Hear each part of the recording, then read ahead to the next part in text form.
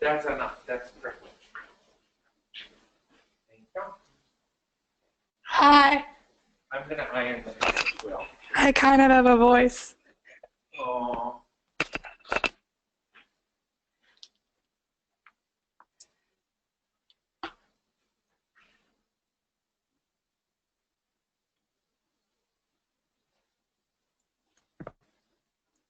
They're watching you. What? I'm just ironing a piece of twill to release the apple cinnamon aroma left over from Joanne's. The ironing board is starting to smell like apple cinnamon. Yeah, garbage.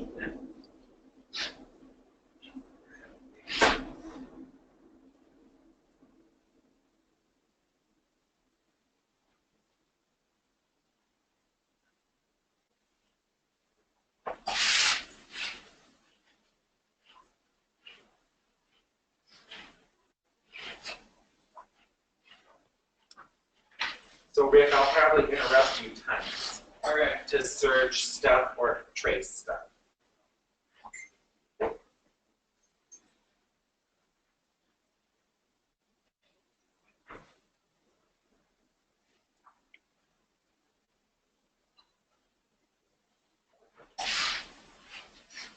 People showing up. How many you got?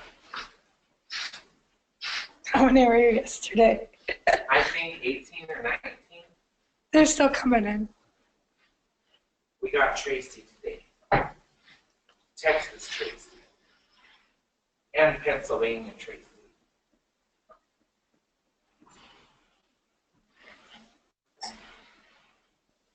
Flatten up.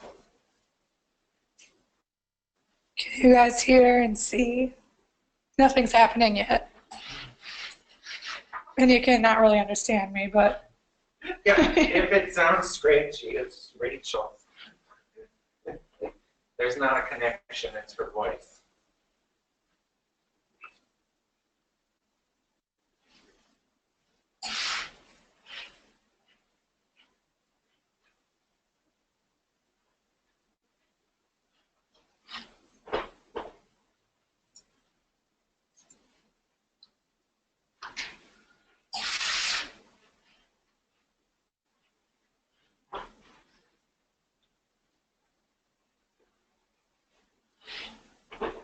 I should get some scissors too. Is my chat working? Everyone's quiet. Maybe we need to talk into the mic. Send me some messages. It's mic day. Somebody send Rachel a message just to make sure the chat's working. Oh, I look terrible. I don't have any messages. No message. Amy. Tracy. Do I need to close the blinds a little bit? Yeah. Is my chat not working? I'm sad. Type something They to have to be them. messaging me. Amy, type something to Rachel. Thing. Oh. I'm in the wrong thing. I have tons of messages. Oh, funny. She's in a different window. I'm so out of it. We see them now. Oh, thank you. Okay. I was bored. I was like, why is everyone quiet? I think we're about ready to start. I'm going to pull those blinds. You'll hear better soon. It's on the little mic and it's not by me, so. I sound like a boy. I sound like a girl. Oh yeah, everyone calls him Miss Travis on the phone. Miss Travis. I don't get where they get that. You don't sound like a woman. I don't know. I think I sound like mom. But when you get pissed, you sound like sassy. Yeah. It's because I'm pissed off usually.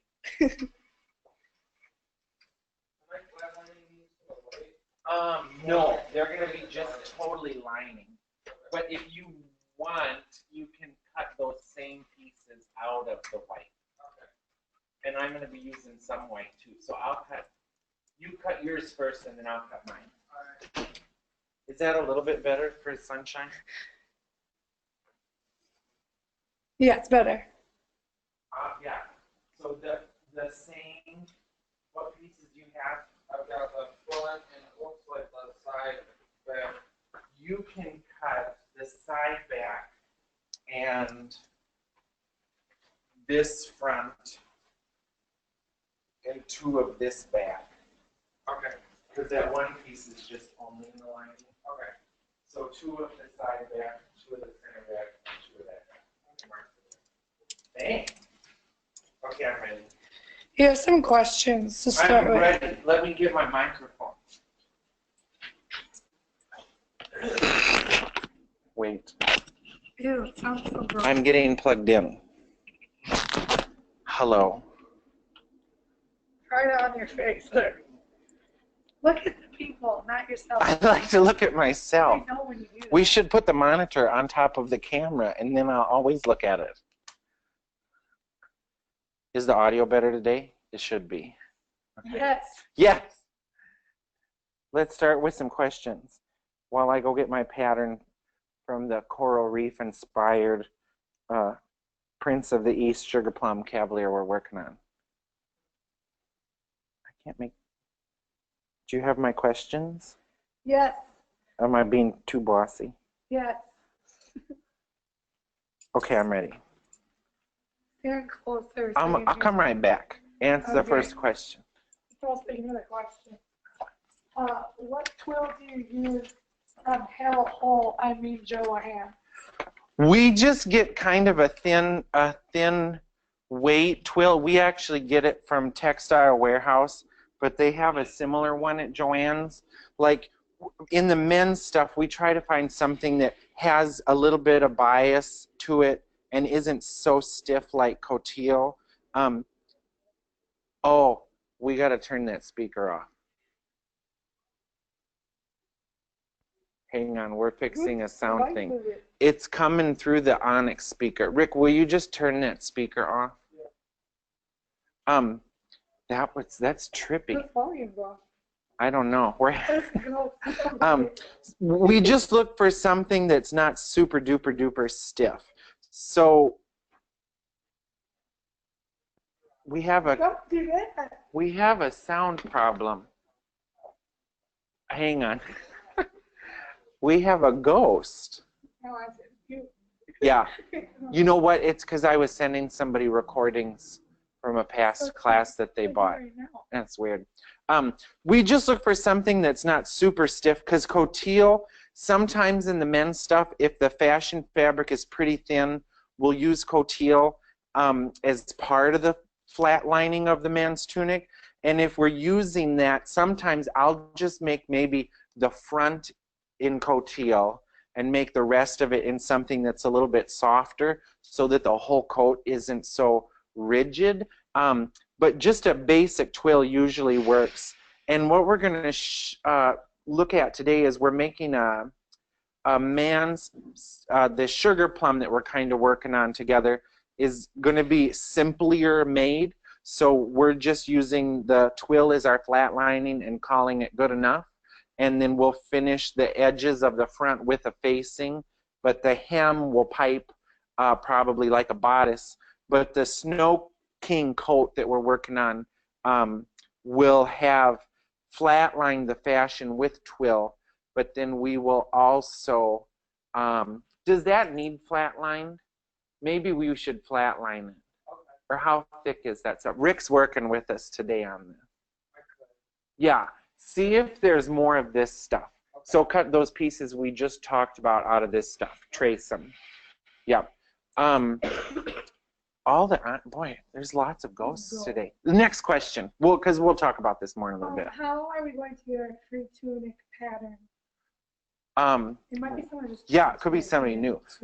We will, once this is done, we will email everybody that registered or is joining us live now, and once I size the patterns that we created yesterday, then you can choose from that. If you want an existing pattern, just email sewinstyle@hotmail.com, and that's SEWIN style. N like Nancy or November. I know. Next question.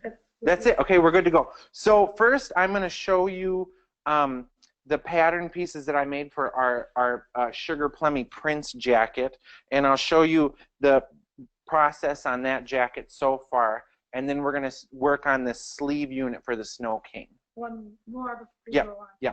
Well, will people be able to buy these patterns? Yeah, these will all size for sale. It'll probably take about a week and a half to 2 weeks to make them not this train wreck paper mess, but available in multiple sizes. And also, for the new folks that we do have in this class, our sizing makes no sense because it's based on whoever the costume was originally for, then we size from there. So like an A in this pattern isn't an A in that pattern, or a D in this pattern isn't a D in that pattern. So whenever you're getting stuff, just make sure you actually look at the measurements. We can send better measurements. Yeah, and two, if you're interested in a bunch of a pattern, we have PDFs of all those little small clickable pictures that are easier to look at. So let's look at what we've got so far for the Sugar Plum Cavalier guy. And I'm going to drag the dress form over. It's a sewing machine day. I feel like Bob Hope. No, not Bob Hope. Bob Barker trying to navigate the... Oh, I knocked the iron down. Boy, don't catch that on video. It's on video. Good thing these are cheap. Yeah, don't pick the iron up by the cord, you guys.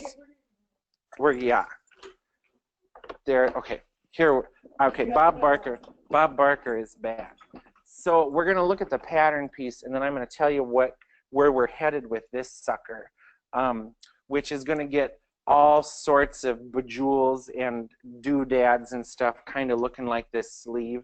We're going to make this kind of coral motif antler thing look more like crusted candy. So this is just going to be our base layer, which if you know us, we add a lot of stuff on top of. So this is going to get rhinestones, ribbons, trim, all sorts of doodads, and doodads. And we'll take a lot of documentation of that process too. But I wanted to show you the pattern. So yesterday we did the Snow King from the body block, and using the same body block, we started out, and we do have a couple folks that today is their first day. So we started out with, you got it? That's kind of fun. I tried to run the camera. So we started out with a basic body block from our costume technician handbook to create our Snow King, which it'll be new for some people to see those pieces today. But I wanted to show you where we headed with this other silhouette. And for the folks that are new today too, this is the Snow King that we patterned yesterday, and this is our light on his feet, handsome Sugar Plum Prince.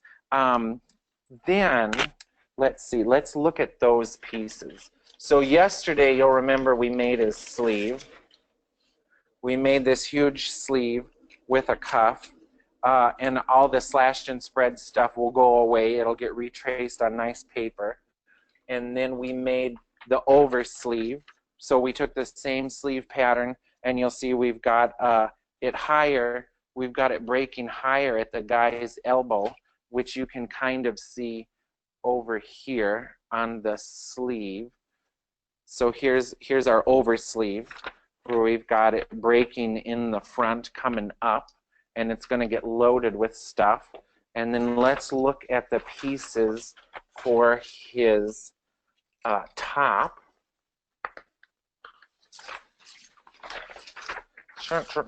Okay, so similar to the man's coat, but a little bit different. What I did in the back is I kept my side back seam. So from the body block, I just decided where I wanted my side back seam to go to, and I kept quite a bit below the peplum, because this guy that we're starting with is really tall. So we want this to kind of come to the edge of his buttocks instead of like a little ruffle on top of it. But then look at what I did here. So the addition that's split inside of this, inside of my back, and inside of my side back is to give just a tiny bit of flare over the guy's hips and butt. Now, if we didn't add that tiny bit of flare, it will lay nice also right against the dancer's butt. But I find adding just a little bit of flare in those spots actually helps it stay down. Because if you make something really fitted over their, what's the right word? Their glutes, over their donkey. No, that sounds worse. Over their behind, or I was going to say ass, but you can't say ass to strangers on the internet.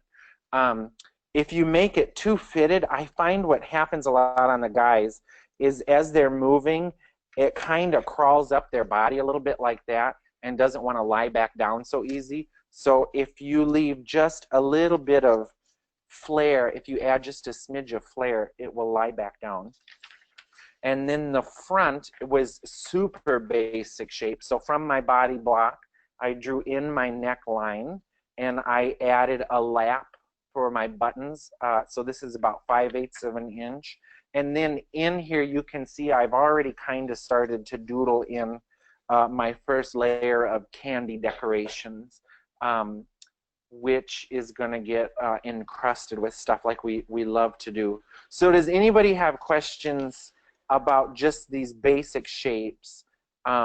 If today's your first day, when you watch tomorrow, they'll make a whole lot more sense. It's just we took our measurements from our dancer to make a shell. So here's our shell, and then we drew the new lines. So you'll see this, the jacket fits perfectly right into there, and then we created that fitted thing from the shell. No questions about that? Let's look at some of the pieces actually that I've started with. I bet I broke that other iron too just now. It's starting to make a noise. Did you hear it? It went. Who knows? Oh yeah, I busted it. Let's see. I'm just letting some of the steam out of the iron. Can you hear that really loud in the video? Oh, it stopped. Okay, I'm back. So let's look at our pieces here. So this one isn't going to get lined like we're going to line the Snow King. We're going to make it very simple. And we're going to finish the edges off with piping. And we are also going to make a facing for the front. It's just one of those days, you know. The irons are yelling. At least you guys aren't yelling at me. Don't yell at me. But let's look at what I've started with in the front here. Some ways to make this lay much, much nicer. So if you look at my pattern, I kind of blocked my motif, which is going to be our first layer of sugary crud. And a little bit, if we show you the tutu that this goes with, you'll be like, oh yeah, I get it. But let's look what I've started with here on the inside is that I've actually got a bone casing running somewhere between the center front and the dart, because having a bone here in the flat lining is going to help his jacket stay down. Some folks don't put bones in. Sometimes we do, sometimes we don't. It just depends on what we're going for.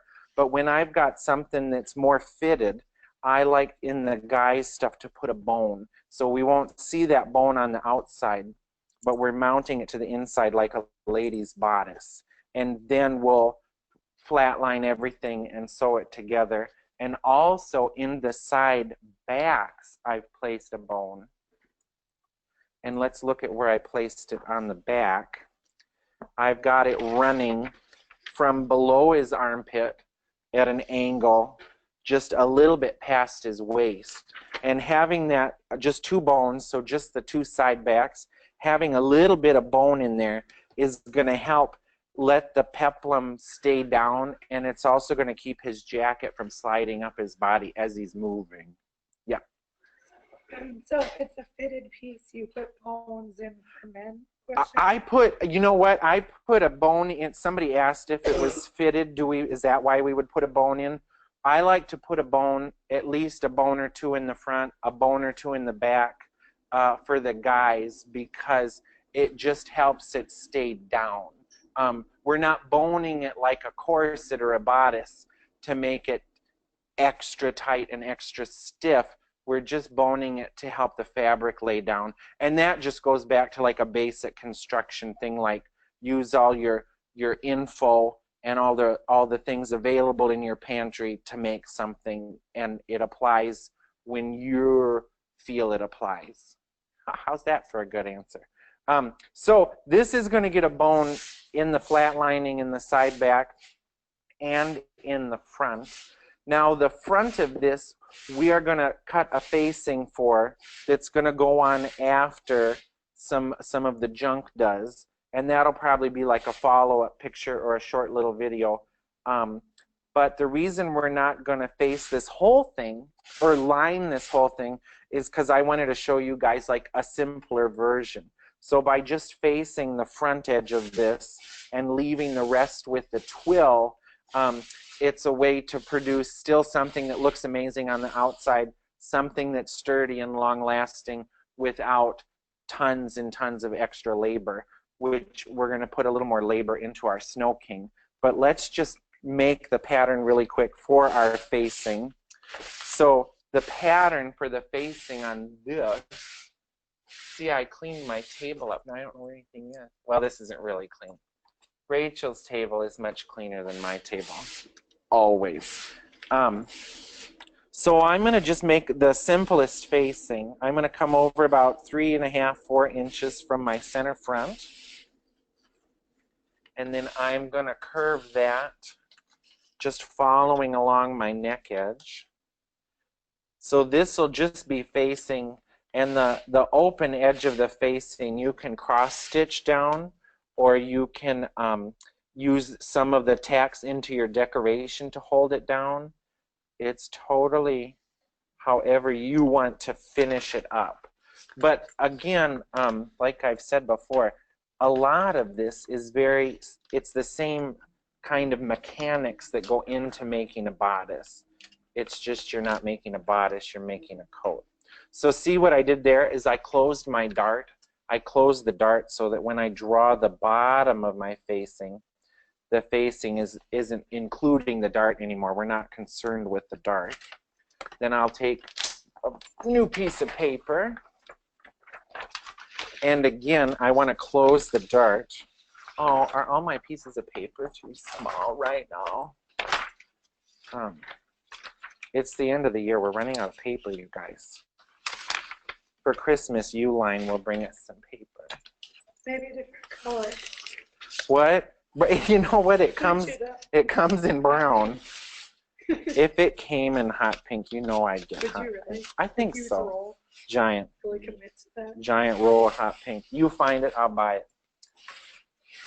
So we're going to close the dart when we trace this facing. So first, I want to get it to all lay down. You could also trace it and then close the dart. But I'm going to just go right for it. So my dart's closed. So this, we don't really need much for notches on it on this side because it's not joining to the lining. It's just going to face the front.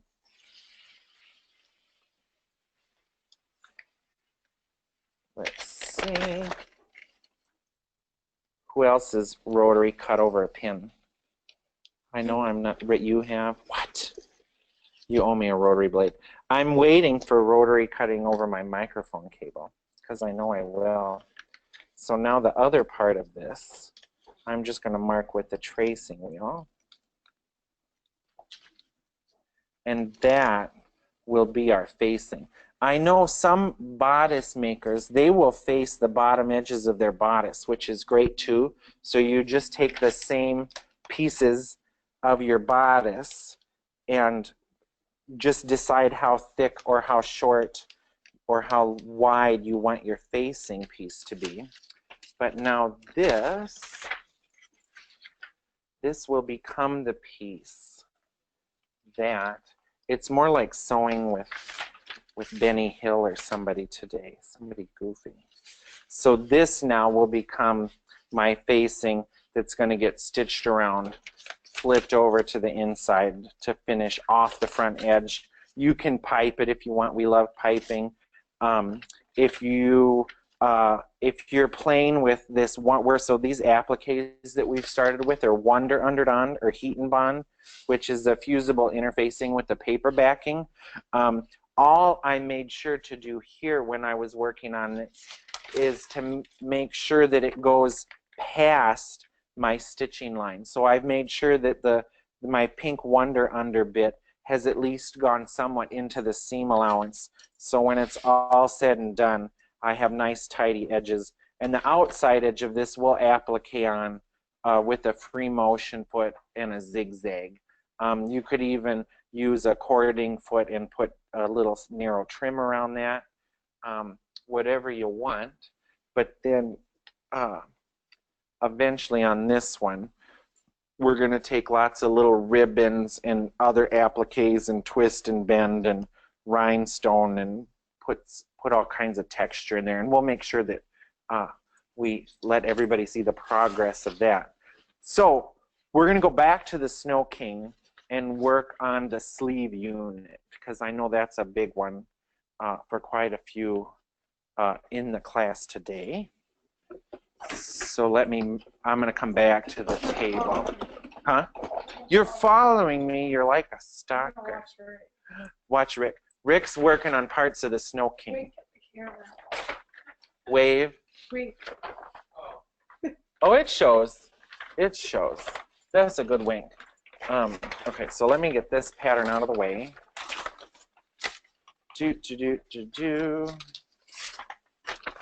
I'll remember it down there, right? Don't throw that away. So let's make a Snow King sleeve unit.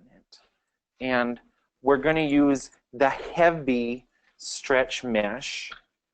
And some countries call this power net and the lighter stuff sheer mesh. Everybody just kind of has to know what it is there. And there's different weights of this that we can get at Spandex House. This is the heavier of the heavy stretch mesh. They also have a more medium weight stretch mesh. But it's what we're going to use for our sleeve unit here.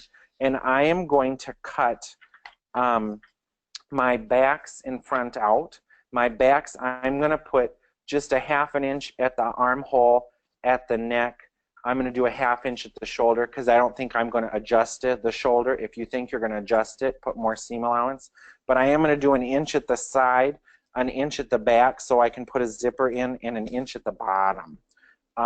So let me go ahead and mark that out.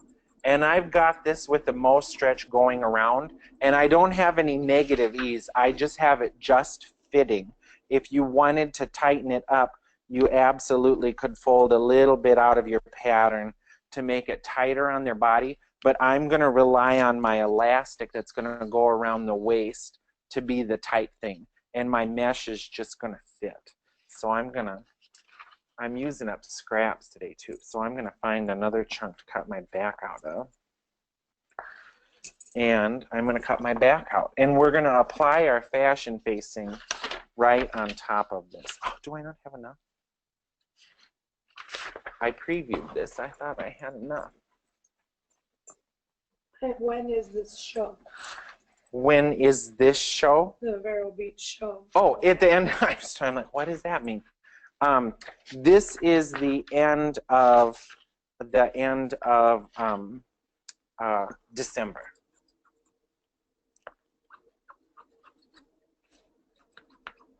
And this is a spot where you can absolutely use tracing paper if you want to use tracing paper. So I'm going to just mark 1 layer on here. So I'm going to put 1 inch at the bottom, 1 inch at the back, and 1 inch at the sides. I don't even have any of my good weights anywhere. Rick, would you sharpen those 2 red pencils right there for me? Because they show up better. I just forgot to do it. Rick's sharpening my pencil for me.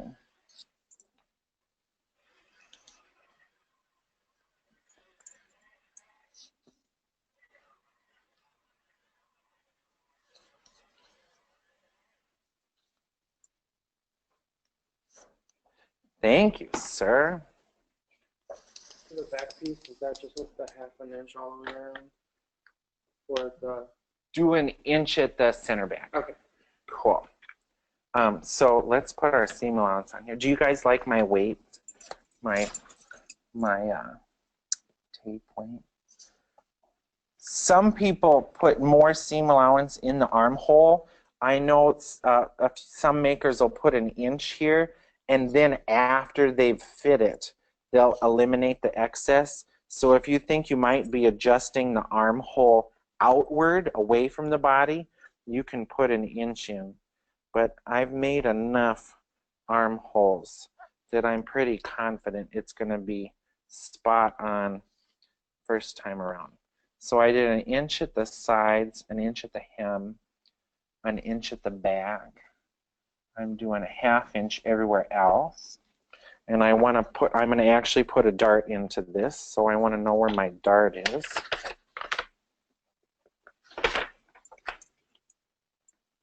Oh, I didn't draw the back neck. And then we will put the facing of the fashion fabric onto this.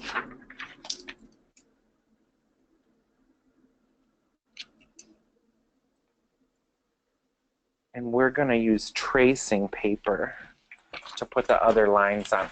I'm using blue because it shows up really good, but you could definitely use a color that's less intrusive here. So I've got my lines on one, and there's no reason to redraw my seam allowance line because it's going to happen when I cut it. So I'm just remarking my stitching line because we like to know where the stitching line is. And we get our tracing paper in gigantic sheets. This is probably a half or less than a half of a sheet from Richard the Thread, and we get it in, what is it, red, yellow, and blue. You can get it in white, but it doesn't show up on anything, I don't think. And I'm going to mark my dart, and then we're going to cut out the front. So I'm just tracing the stitching line. I'm not concerned about the seam allowance.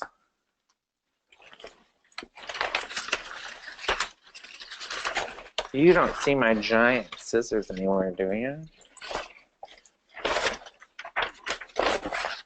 Ah, covered up. It's me. Always blame somebody else first, right? Blaming? No, I wasn't blaming. I'm so needy. Yeah. They agree. You guys, they agree that I'm very needy. Hold my hand. Hold my hand. Does this look okay? I need you. So that's gonna become our back.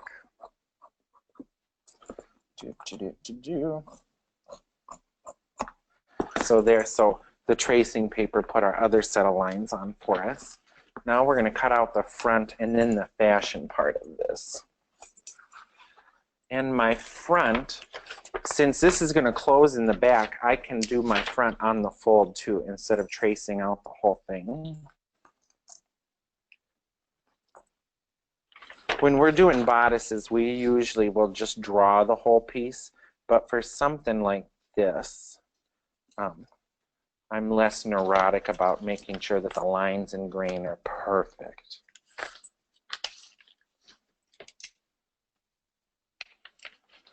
So same thing, we're going to trace around it.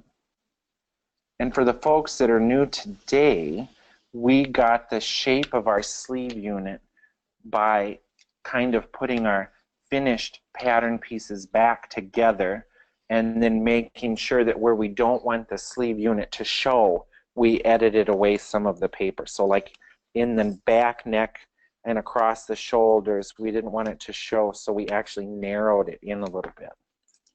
So I'm going to do the same thing, an inch at the bottom, an inch at the sides. I'm doing ½ an inch in the arm. And if you're a 5/8er, do 5/8. I'm just a ½ incher. All I need at the neck is a 1/2 inch too, because we're never going to adjust that ever.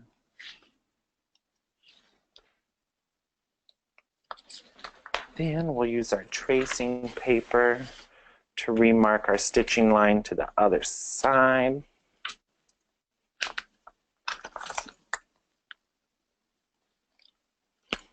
And then I know during my years at the Houston and Joffrey, whenever we made a sleeve unit, we would always wash the fashion fabric first to make sure that it survived the wash, because the wardrobe people liked to just machine wash the sleeve units rather than hand wash them. So if you think it's going to get tons of use, that's something else to consider, like, can I decorate it in a way that the jacket body is decorated, but the sleeves are a little less decorated so that I can wash it better? I have to really watch it with this better microphone on because I wanted to burp just now, but it would. Oh, I had a bad one yesterday. Ooh. I'm recovering from Thanksgiving. It's all that turkey. Okay, so now the next thing that we are going to do is cut the parts of the sleeve unit out that we want to be the fashion fabric. So I am going to grab some fashion fabric for this. Do I have the Snow King fabric? Can I have the Snow King fabric? I'll give it back to you. And then we'll have our report in with Rick to see what he's done. And look at that. Okay, so now I've got my washed Snow King fabric here. And I want to start making the facing of my sleeve unit. And then you kind of decide whether you think your fabric is sturdy or not, and if you think you should interface it. This is kind of a medium weight brocade, so I'm not going to interface this part of my sleeve unit, this part of fashion. But if your fabric was really weak, you could choose to interface it. So let's see, on the inside of this, because I don't want all these lines to show now, I am going to start marking this shape thing. So the bottom of what we are calling the saddle doesn't need any interface or any seam allowance. This edge, this side of it doesn't need any seam allowance, but we're going to put seam allowance at the sides, at the arm, at the shoulder, and the neck, the same as we did on the mesh parts of it. And actually, to make this a little bit easier to see, I'm going to just cut a square out big enough. Oh, I almost cut the mic cord. It'll happen. It'll happen. I worked with a lady, Raphael's mom. Remember Raphael? She would cut her headphone cord at least once a week in the costume shop with a rotary cutter across the table. It's like the first time you should know. The second time, it's getting out of hand. In the back, we need 2 pieces. This, as much as I complain about Joann fabrics, this piece of silver came from Joann's. I couldn't believe it. It's actually sturdy too. Go Joann's.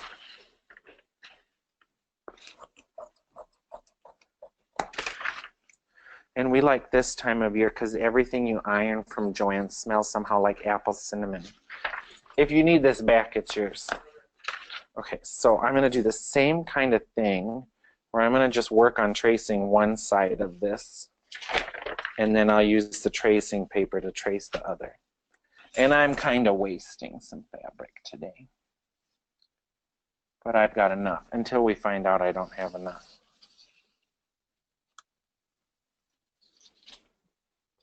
Then I'm going to sneak tracing paper underneath here to get my other lines.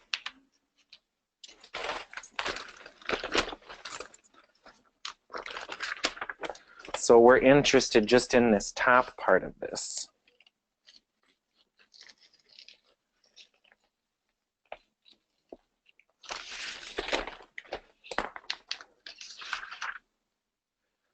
probably doesn't show up to you guys, but I've traced my line.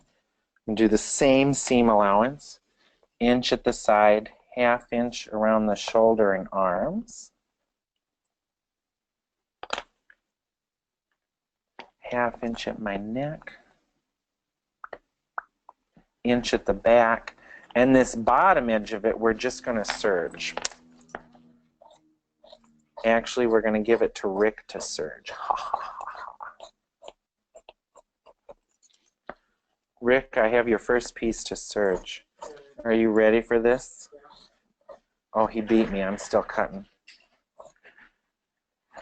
So we don't want to serge around the whole thing because it's gonna, some of this doesn't need to be serged yet. So we're gonna just serge what needs to be serged first, which is gonna be this curved edge, this edge that looks like an S. So here's my neck, and Rick is gonna serge both of these pieces separately from here to here.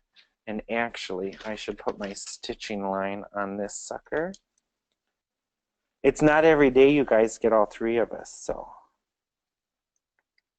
consider yourselves lucky. Or unlucky, I don't know. You got it? I'm going to trace the front and then give you the front. And here's my front, which we're going to do on the fold.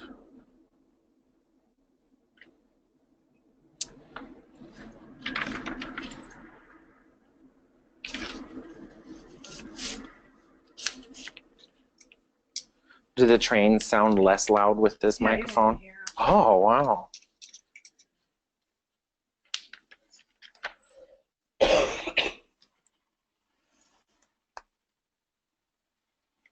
How about the serger? Does it sound crazy loud or not bad? Not bad. So I'm going to do an inch again at my side, ½ an inch everywhere else. Good. Good. Then, in a minute, we're going to be at the sewing machine connecting the neck edges of this first.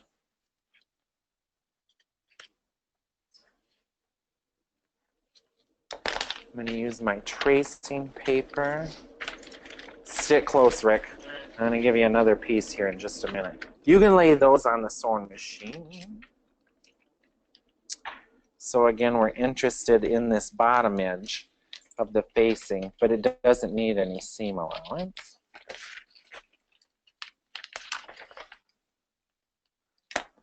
But we want to see our stitching line for the rest all the way through here. And we dipped the front of our facing down because we're going to pretend like it's part of this guy's jacket or his vest. We're pretending that it's part of his vest underneath. So I'm going to give this to Rick. And I'm also going to give you 2 darts to serge in. Won't that be fun? You guys, before the day's over, we'll show you Rachel's Sugar Plum Tutu. Oh, that's kind of like hidden from social media too, so that's fine. Well, we've shown people in class. I've shown the entire bottom half. Oh, yeah, that's true. And then we'll show you Rick's almost done with the jacket that he started yesterday. It looks really cute. So you can unpin this and serge the bottom edge of this. And also, so I'm going to have Rick serge in my darts in the back of the sleeve unit. So he's just going to fold this and just serge. He's going to just serge these little skinny fit darts into my backs. So just serge it on the side with the line. Like always. I don't know why I said that. I'm just making sure. So now we're going to kind of preview the sewing of this sleeve unit and get it set up and then go to the sewing machine here. So this is my front, and he has got my front. Oh, he's got the, actually serge this piece and then bring it back. The one you've got, serge the front. I gave him the wrong pieces.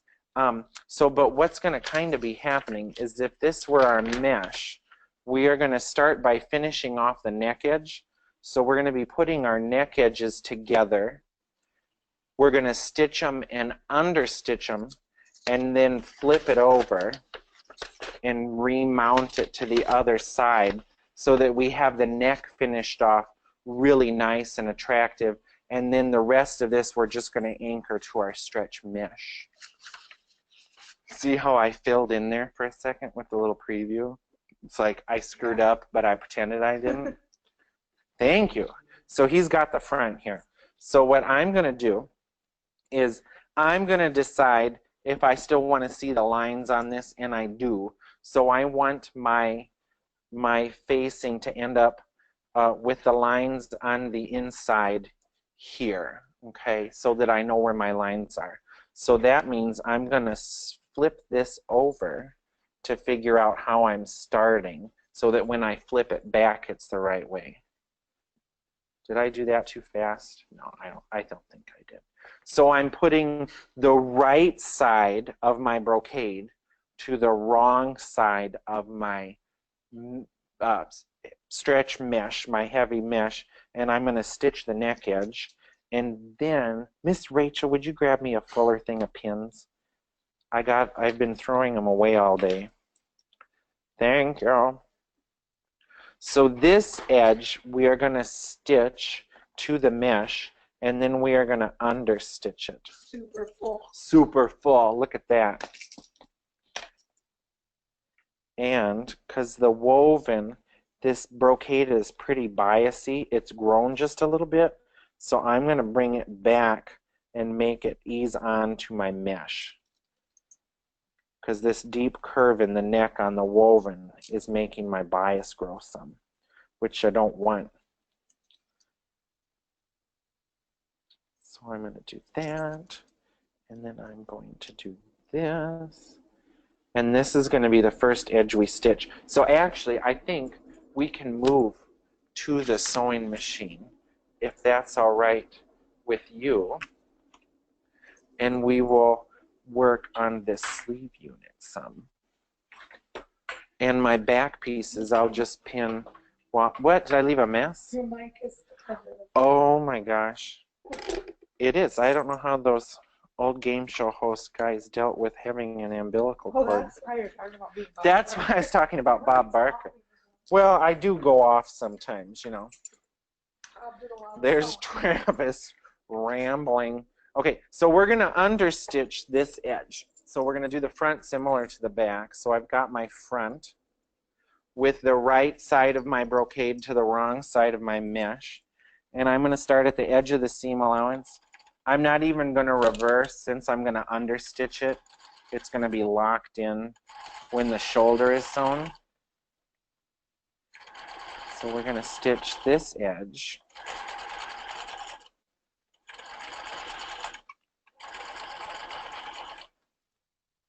I have done this too where we've piped this edge. It just depends on if part of the sleeve unit is showing as your design. Decide what you want to actually be going on. So now we're going to trim this down a little bit. I'm going to just trim it a little less than half because I like to have a little bit of this seam allowance in this edge to kind of beef it up a little bit. So I'm just taking off a little less than half. But to get this to flip over, to get this to exchange positions, I've got to put a few clips in it. Wherever, so I don't need to take pie slices out because this is a concave curve. If it were convex, then I would take out pie slices. But now I'm going to understitch it. So I'm opening my pieces up, and I want to stitch it all towards the unimportant side, which is the stretch mesh, because when it lays over, I want my fashion side to have the roll in it. So do I need to turn this light off? So what I'm doing is I'm pushing all of my seam allowance towards the mesh, and I'm going to stitch about 1/8 of an inch away from the stitching line that's already there. And I'm making sure that everything stays open and nice and flat.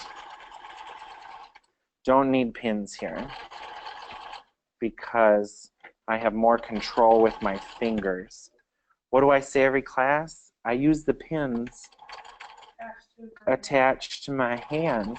See, I used to think it's clever, but now that I hear you say it, I sound dumb. I do. Oh. What are some of the other dumb things I say? Kissed together by angels. Yeah. I'm just a little, yeah, whatever costume we're making, I just say, I'm just a little princess. I'm just a little teacup.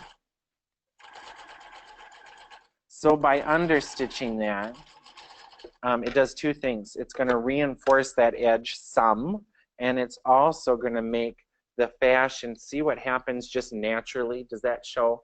It's tricky because it's light, but what's happening is when you understitch it, the fashion doesn't have a choice but to roll really nice and roll a little bit towards the inside so that it looks great on the outside. Like, we don't want to see the edge of the seam. We want it to just look like the fashion evaporates into nowhere. So in a minute, I'll give this a press, but I'm going to next understitch my two pieces that Rick just put the darts in.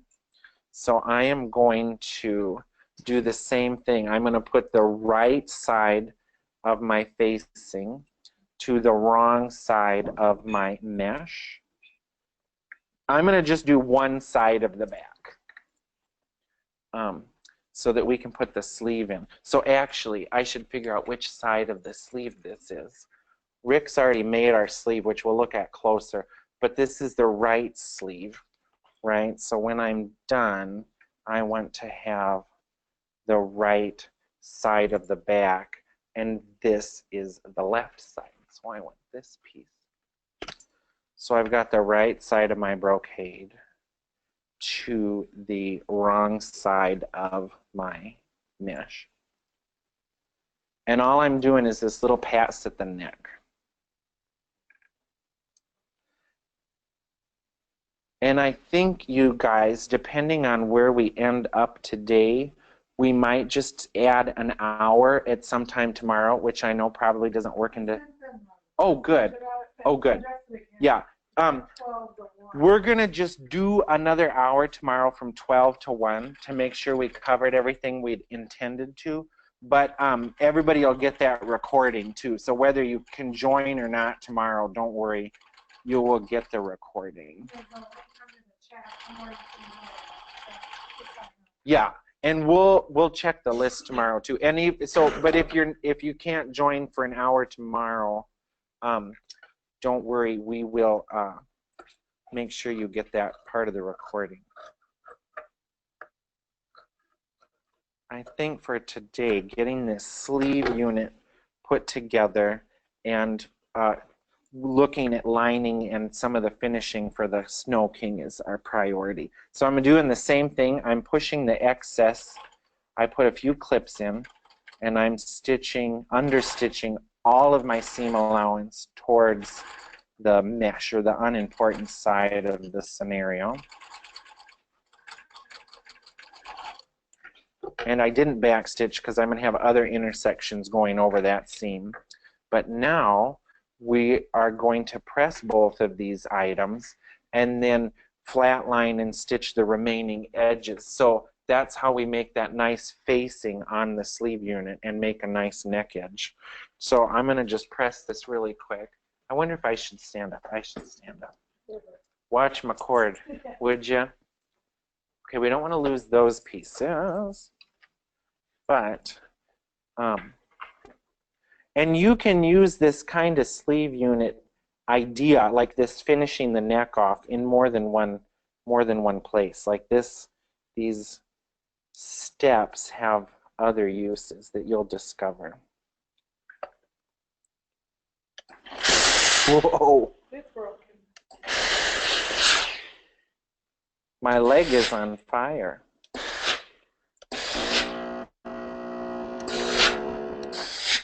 So I want to put a few pins in this edge to hold this edge down.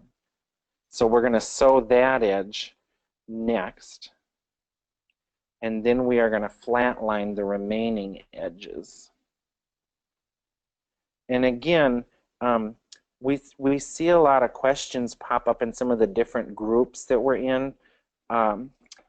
you know, a lot of times I think people, you know, if an edge of fabric isn't lined up, they'll just chop off the excess, but it usually will cause a problem somewhere else.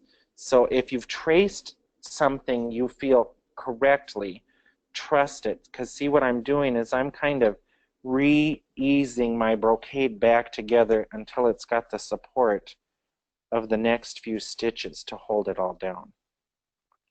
And see, we're ending up with just this little pass across the back of his neck, and that's going to keep it from his sleeves growing out this way really big, but he can still take a really good breath through his diaphragm. That's kind of our goal there.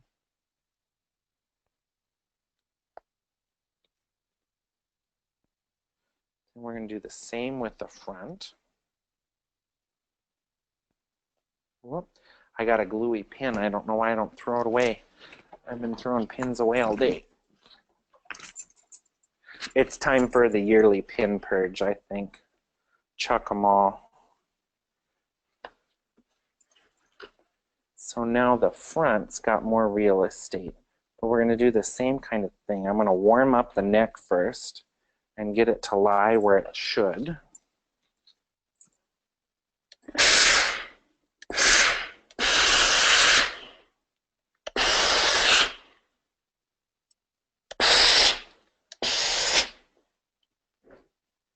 What? Did I gas you out with steam? Tell them about Joanne's fabric. Oh yeah, everything. I kind of mentioned it earlier. Everything we've been buying lately from Joann's, when you iron it, it smells like apple cinnamon because they've got so much apple cinnamon stuff in the store. Oh, but I did make a Joann's discovery today. We don't go to Joanne's really, but This time of year, yeah, where the new shop is close to Joann's, so we've been going a lot more. I did make a discovery though. They've got some really narrow fabrics folded in a clever way on a regular size bolt, and if you're not watching when they unfold it, it's really narrow. Like I got some stuff today that should have been about 45 inches wide, and it was only 30, but it was craftily put on the bolt, and no label is to the length. So I don't know if it was from the bargain bin or what.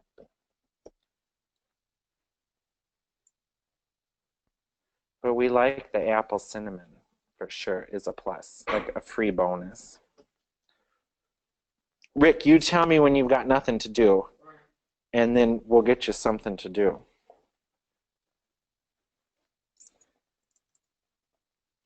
Yeah, I don't know why we don't always make something in class for the show we're working on. It just makes more sense. Now, you'll see that with the bias going on here, my brocade doesn't want to lay completely flat against my mesh. So I'm going to kind of ease it on rather than ending up with a pleat or a buckle somewhere or a tuck in the fabric. I hope I'm ending up with the right side armhole. We'll find out.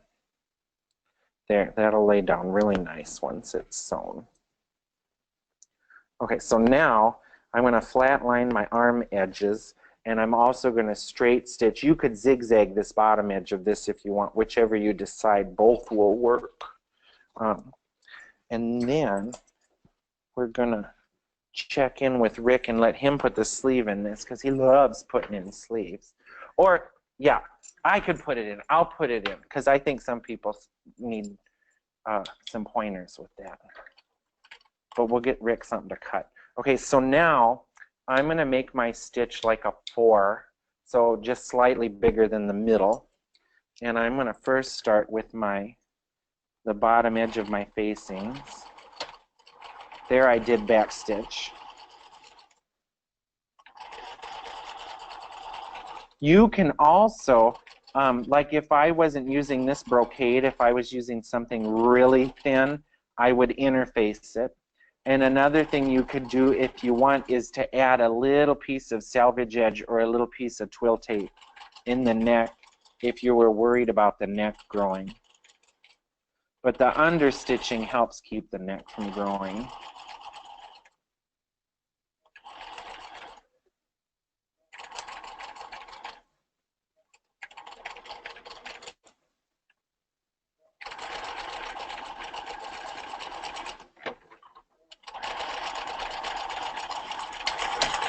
Okay, now we can take those pins out and do the other parts of this. So the other parts we're going to sew from the back side because we've got our stitching line there. And just like a bodice, we prefer sewing right on the line. Are you zigzagging or using a straight? I used a straight stitch, but you can also zigzag that. Both will work. Just kind of decide what you want and go for it.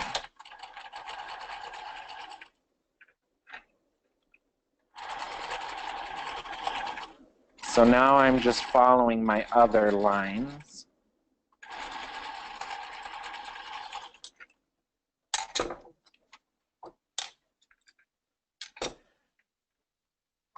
And I'm leaving tails because they're going to get dealt with when this is serged.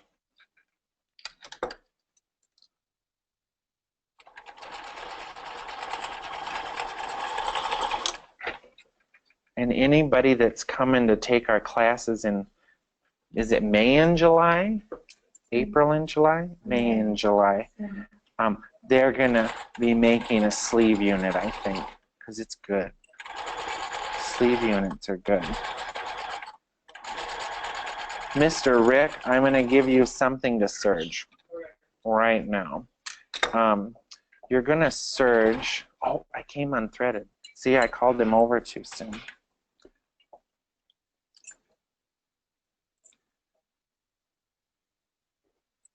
I'm going to have you serge just this, everything but the bottom edge. You don't need to serge the bottom. Okay, so we've re-flatlined everything that's there, and Rick's going to serge the shoulders, arms, and sides, but he doesn't need to serge the bottom. You can throw the pins in there if you want. Or I got a blue one up there that's kind of empty. So we're going to do the same thing with our back piece.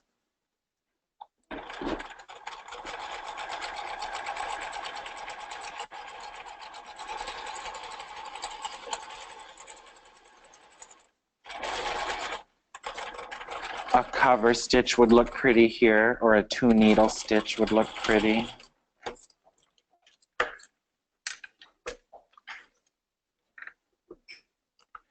And I'm not having him serge the bottom edge because this stuff doesn't unravel.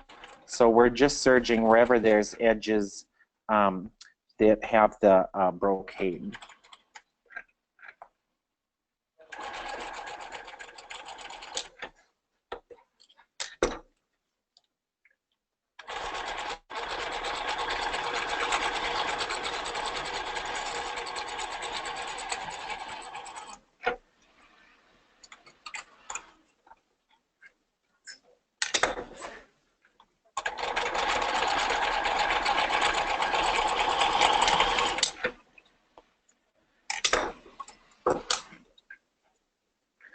Doesn't that look sharp?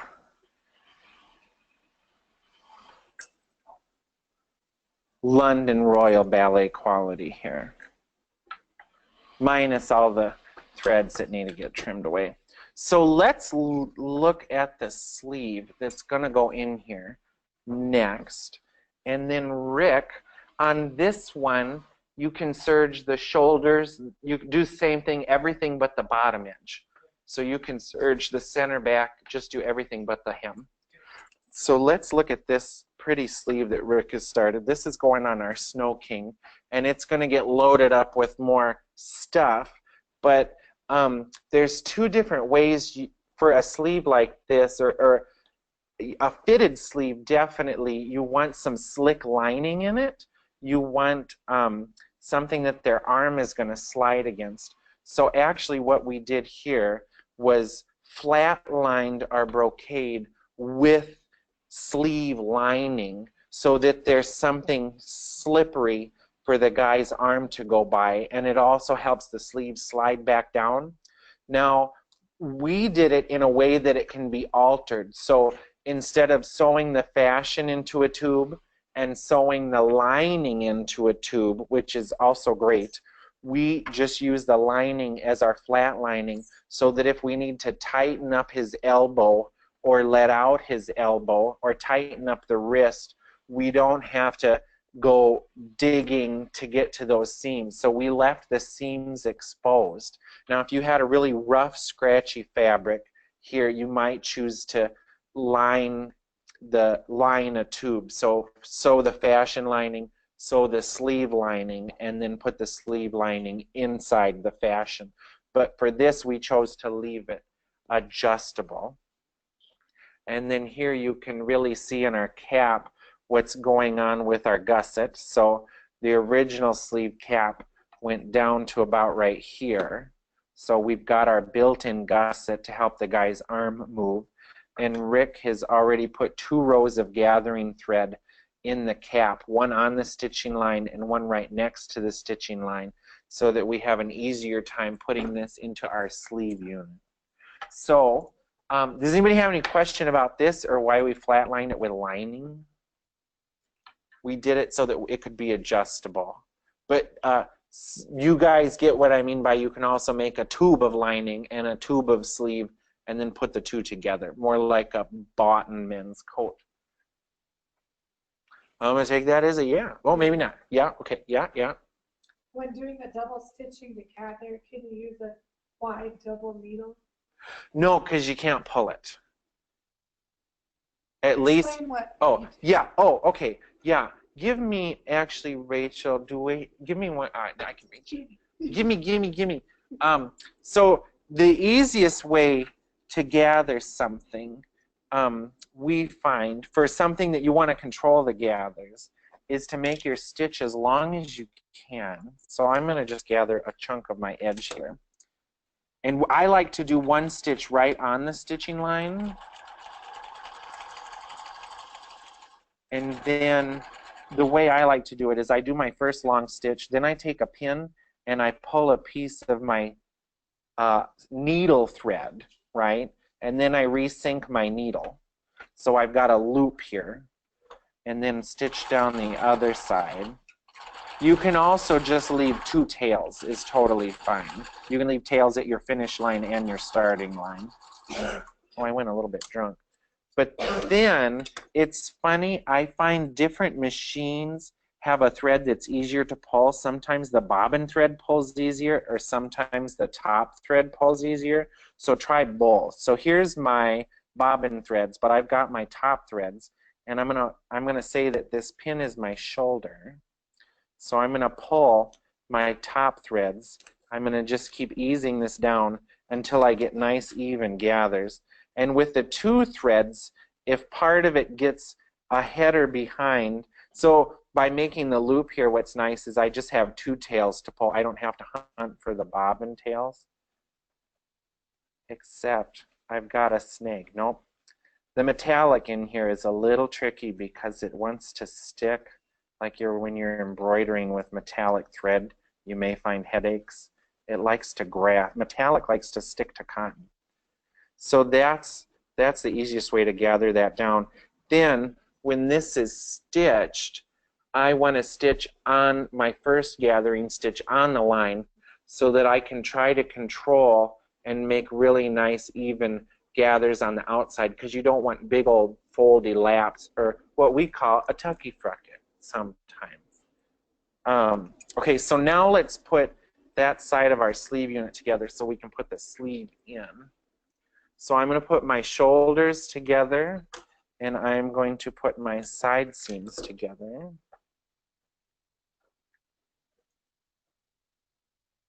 So I'm just matching up. So I'm not concerned so much about matching the edge up. I'm concerned about matching my stitching lines up.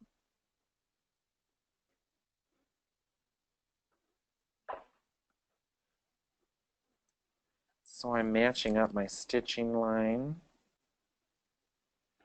And I'm going to go ahead and do my shoulder and the side at the same time. We can have a trimming party later.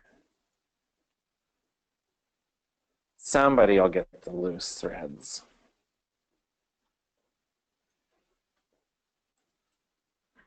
I burnt my fingertips off frying turkeys this Thanksgiving, so this feels really weird for me.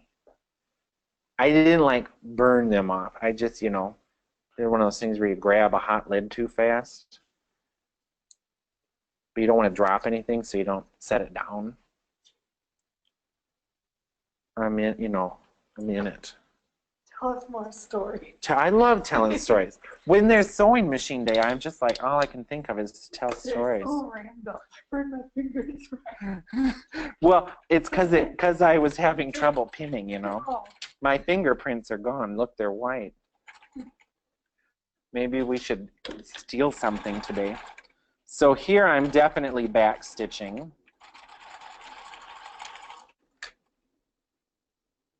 Trim that.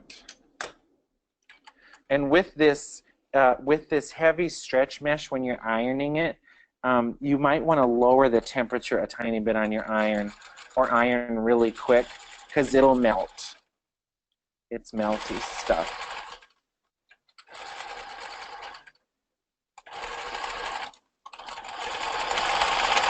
And then the next thing we're going to do before we put the sleeve in is I like to bar tack this stuff open. So I'm going to make a zigzag. I'm making width with no length, like we're putting on a hook and bar. So I've got my length to 0, and I've made some width. And I think we all do this, don't we? You do this on stuff where you bar tack stuff open. I like to just make my intersection look nice, and I'm going to put a bar tack right across the seam at both sides of my shoulder. Then you can put one on each side of the seam allowance if you want to. But the one across the shoulder is going to keep this. This is a stressful spot. There's a lot of tension on the shoulders and the sides around the sleeve. I'm actually going to put 2 bar tacks about a quarter of an inch apart. I think those will show if I hold it up. Do my bar tacks show, Rachel? I can't see the screen. Okay, it's good. So that's really nice because it'll keep it from ripping over time. And then I'm going to do the same thing on the outside even before I put the sleeve in. 1 bar tack, 2 bar tack. It's getting dark. It's getting dark in here. It was so bright. Then let's also do a bar tack on the side seam at the armpit and at the hem. So here in the hem, so I've got a bigger seam allowance. I'm actually going to just put a bar tack right across the stitch line, and I'm going to put one on either side of it.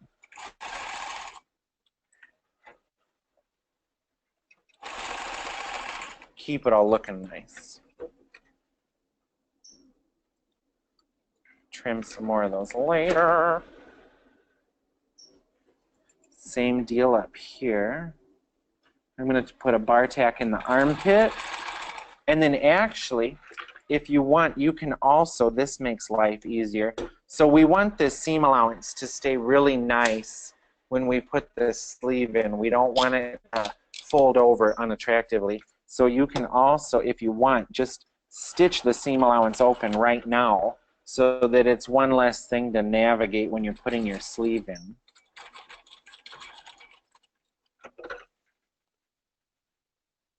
Ta-da!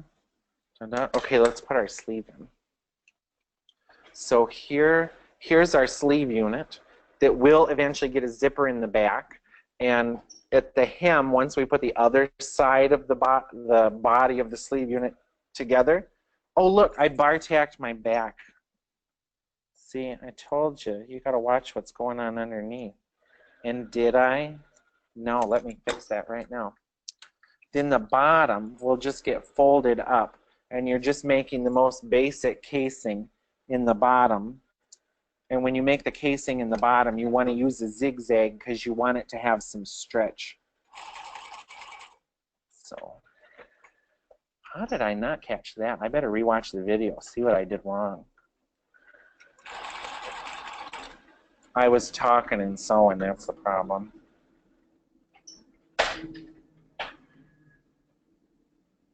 Okay, let's put our sleeve in. So, always, if you've got a sleeve, there should be a front and back. If it's a purchase pattern, it should note front and back. Or if it's a pattern you drafted, you should absolutely know the front and back. And also, if your sleeve has an elbow, that helps you figure out which side it is. So I can just hold this up, and by looking at which way the sleeve itself is curving, I know that this is the right sleeve. So I like to start by matching up the armpit first. So I'm going to put a pin in my underarm notch, and I'm going to match that to my underarm notch on the body of my sleeve unit.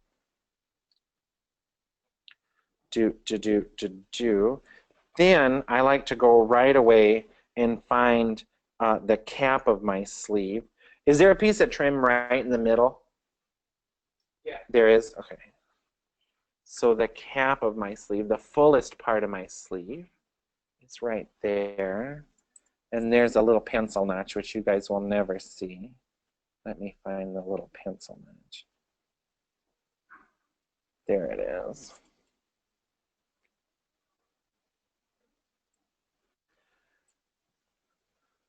Then I want to put that together. Put the shoulders together next, because this is a lot of stuff to deal with here. So I've got my shoulders.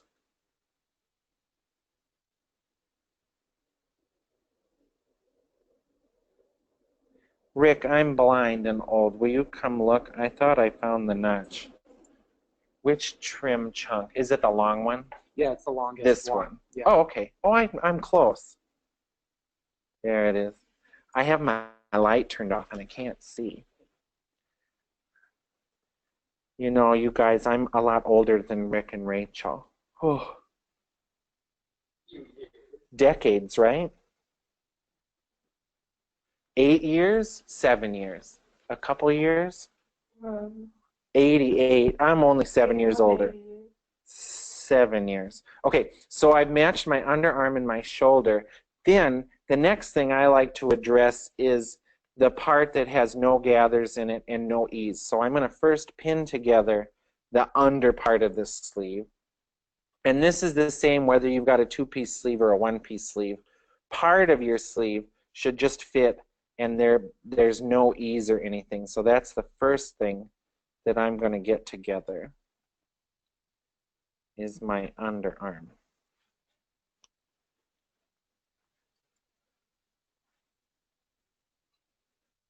And I'm matching my stitch lineup also. In the flat part, I'm pinning with the line, and then in the gathered part is like one of the few times that I pin across the line, just because there's a lot going on in here. But I find if you take a little precaution getting it ready to get set in, you'll have more luck getting it set in. And he's already got it gathered down. And what he did after he pulled his gathering string, he put a pin in it and lassoed like a figure 8 around the pin so that it won't continue to ungather while we're sewing it. So now I just you want to kind of distribute the gathers nice and evenly. If anything, they soften out towards the underarm. Can you explain where the gathering stops and why? On this sleeve, the gathering is generally always between your balance points. So on a button pattern, it's the single notch on the left and the double notch on the right. So stuff is gathered from one balance point over the shoulder to the other balance point. But if you're drafting your pattern, you can decide if you want the gathers more at the shoulder, if you want more gathers at the back, more gathers at the front, or an even amount. And in our cap here, we have just a tiny bit more in the back. So in my front, I have less volume of gathers than I do in the back, because we want the back of it to be a little bit richer. And different folks sew from different sides when they're putting in the gathers. I like to sew them from the gathered side so that I can see that stuff isn't shifting around or making weird puckers. Like I'm I'm going to take my time and address each little section as I go around it. Because you don't want to have to do this twice. So I've got my front anchored in. I've got my back anchored in. This is usually where I would tell a story like, I was in school with a girl in college that would always set her sleeves in upside down and backwards. But she'd be, oh, just constantly. I'd watch her sew the back of something up and then put the sleeve in the neck hole. Where's she now? Somewhere sad, struggling. No, I do. I just don't want to say. You never know if somebody might be related on here, you know. Okay, so now that I've got this put in here pretty well, I'm going to stitch around it from the sleeve side. And I'm going to try to do it only once because I don't want to take anything out. And I like to start in kind of one of the flat areas. So I like to start in the underarm because it gives me like a little mental time to get ready for sewing in the sleeve. Now, if you're making a wool suit or a man's suit or a lady's suit or a Chanel coat or something like that, the sleeve should still be larger than the armhole, but it's possible to put it in with no puckers. You totally ease it in. Rick, is your little coat eased in? Yeah. Show them that. Just jam that in front of the camera for a second. So there's probably like 2 inches. He has a larger cap than his armhole, but he's worked the fabric to fit into the armhole without actually having gathers. And that's really nice. Yeah, it eases in. So just if your sleeve in your pattern is larger than the body, if it's a little bit larger, it probably means that whoever made the pattern is intending for it to be eased in. If it's considerably larger, it means that it should be gathered in. Like a Charles Dickens sleeve, kind of what we're doing here, old-timey. So by sewing from the gather side, I can kind of arrange each little section before I get to it. And I'm continuing to look underneath, too, to make sure nothing weird is going on the underside. And we've also got these chunks of gold trim on here, so I'm negotiating around them also.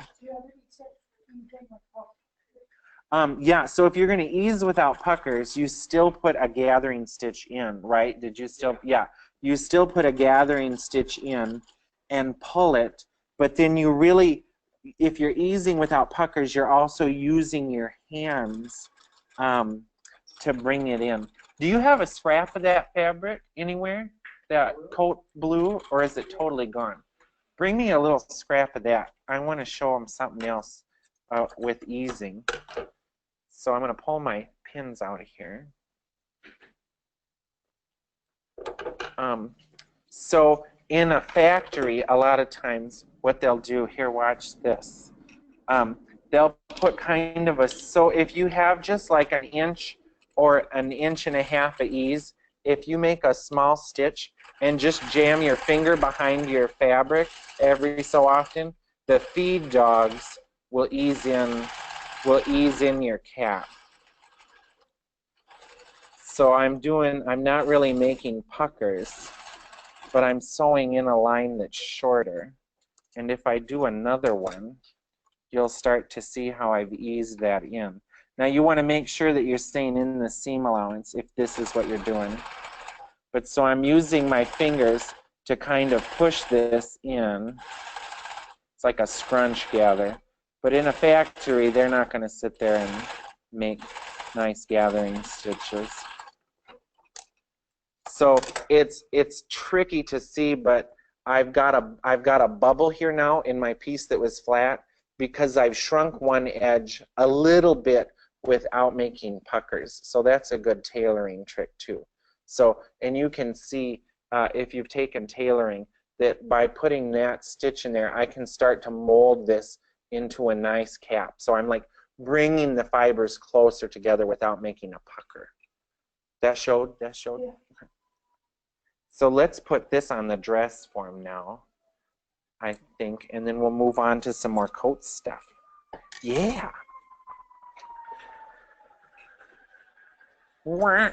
Let's take off the coral candy nightmare here. And another thing that we just love, you guys, is that basting spray. So like my side backs for this, I just use basting spray to hold on the twill until I was able to get it flatlined, which we haven't flatlined it yet. Let me take this off. And you'll see too that we're in this school of decorate as you go, because a lot of folks will make a coat or a tunic and then start the decoration, and you end up often scrunching in things because you're not minding each layer of fabric separately. I pointed like there's fabric on here, but does that make sense to folks? Like there was a top plate a few months ago where the common problem was the lady was having stuff scrunched. Actually, yesterday or a couple days ago, there was a gal having trouble with a bubbly top plate. I don't think this was her case, but there was one a while back where you can tell the top plate was made, some stuff was put on, and then later in the process, all the appliques were stuck on. If you can work on more pieces as you're sewing them together before you assemble them, you'll have more luck. Yeah, so we like to decorate as we sew. Look how I keep forgetting I only put one side of the back on. So tomorrow we will put the other side on and finish the hem and zipper, and we'll show you guys that in the extra hour that we're going to add tomorrow that everybody will get. But so that's looking pretty sharp, except I don't have it on the dress form because I'm missing a side. And this guy's totally not the size of the dress form. Doesn't help. There. So you guys can see where this is headed, huh? So we've got our nice gathers in the cap. If we wanted to, we could put a soft net header in here, which is a little gathered, you know, like a short tutu frill coming from the seams into the cap. But we're going to let it lay just like this because the fabric and decoration are going to be stiff enough. But if you put a little header in there, you have to think about lining the underside of your header so that they don't have scratchy stuff in their arm. And let's look at the sleeve sideways. So you can see too that the sleeve we drafted obviously has an elbow. So there's our front and back. And then what's nice about leaving our seams exposed the way we flatlined it is when the gentleman tries this on, the first thing I'll have him do is make, you know, curl his arm up, make a bicep to see how big his elbow circumference really is. Then we'll mold this in just a little bit to his elbow to make it a little more sexy. Now, let's grab me all the, do you have any paper pattern pieces of the coat? I'll take your paper pattern pieces, please. And we're going to look at kind of how they relate to the sleeve unit. And then what have you got there? You're flatlining. Flatlining the snow pieces. The front. The front, back. And the side backs. Perfect. Okay. So let's look. I'm twisted all around the cord.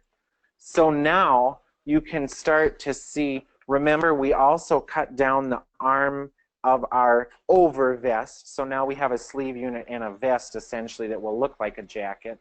So we've cut that down just a little bit so that when the jacket is on this, you actually were seeing a little bit of the sleeve unit. And we did that so he doesn't have so many intersections in his armpit. And then you'll also see that where our roll line is, part of our sleeve unit is going to show, which is the other reason why for this one we left the fashion going all the way across the neck. You could also, if you're not having any part of the sleeve unit look like a vest or a shirt underneath, you could just face the arms in a similar way, and you can just bias off the edge of your neck or bind your neck, or you could put a stretch edge. You know, if your neck is all stretch fabric, you could treat it kind of like a leotard. Any questions about that much before we start looking at the next things to cut out?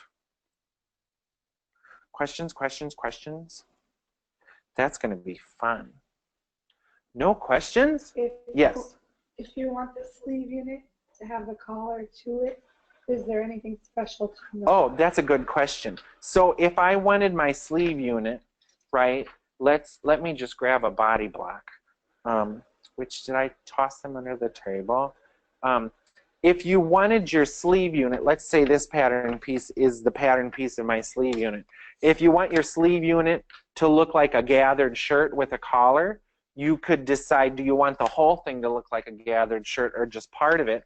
And you could shear your piece of fabric and put your fake gathered shirt wherever you want on your sleeve unit and apply the collar right onto the sleeve unit. So by playing with your own patterning, you can adapt all sorts of things to all sorts of situations. So like if we wanted this to have a collar, we would just draft our sleeve unit to where we wanted the collar to be and put the collar right on it.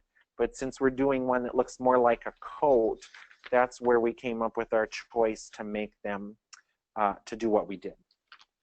Are you going to add trims to the front of the shirt? This, yeah, just this little tiny triangle is going to show, so we'll probably dig in our motif box and put some sort of prefabricated motif there, or take some of these layers and chunks and add them to the front.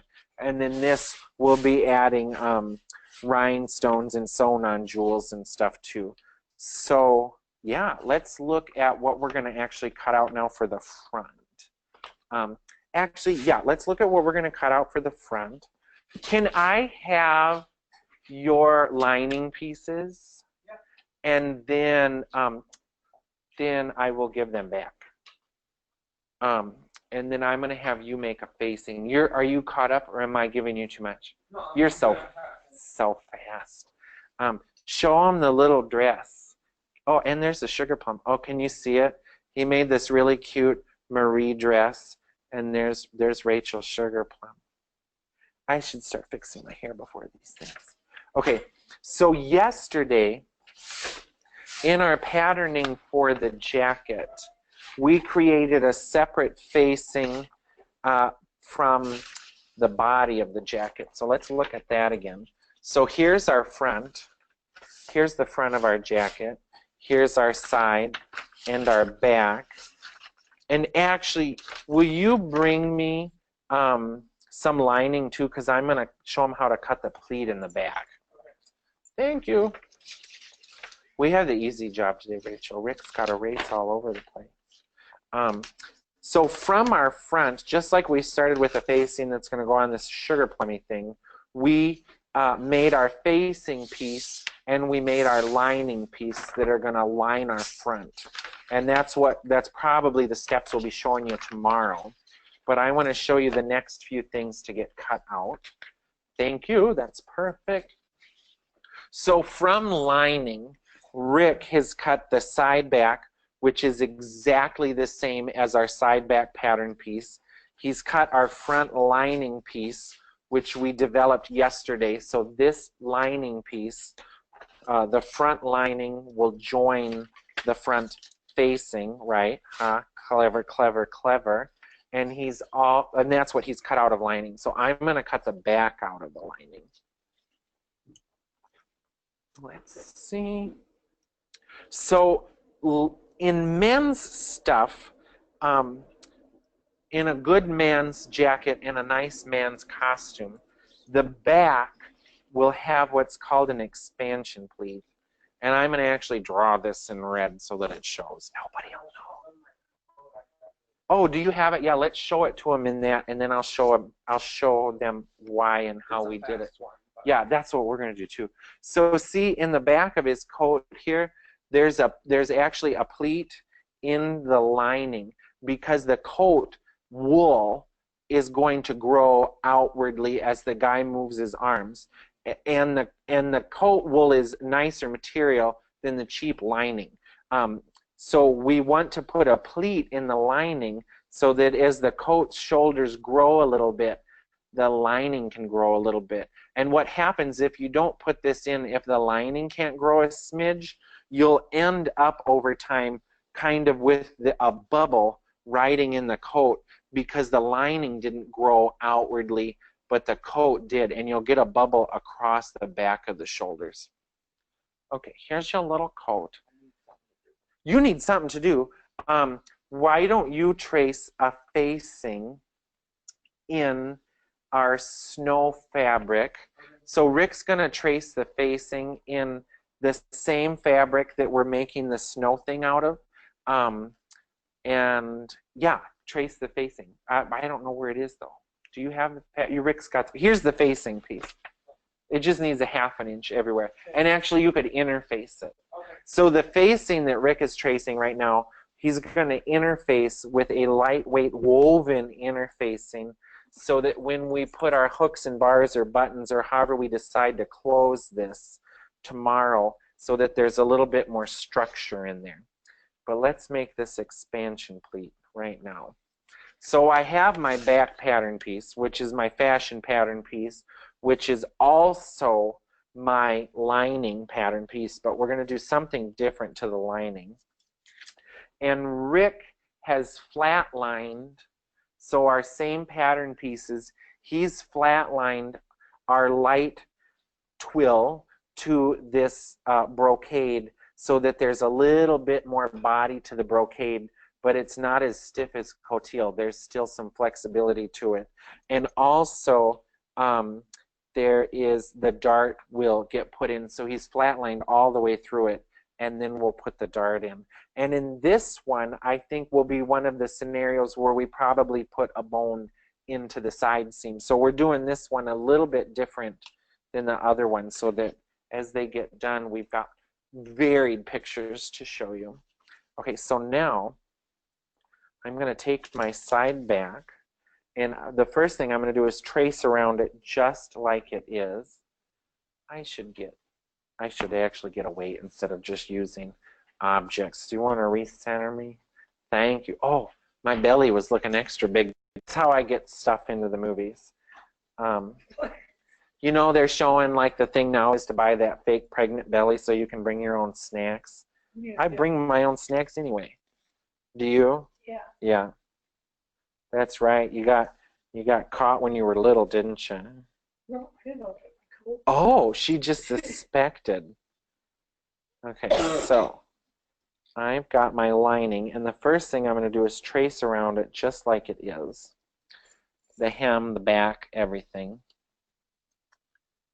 And on the pattern for the sugar plum guy that we were showing earlier, remember how I flared out the tail?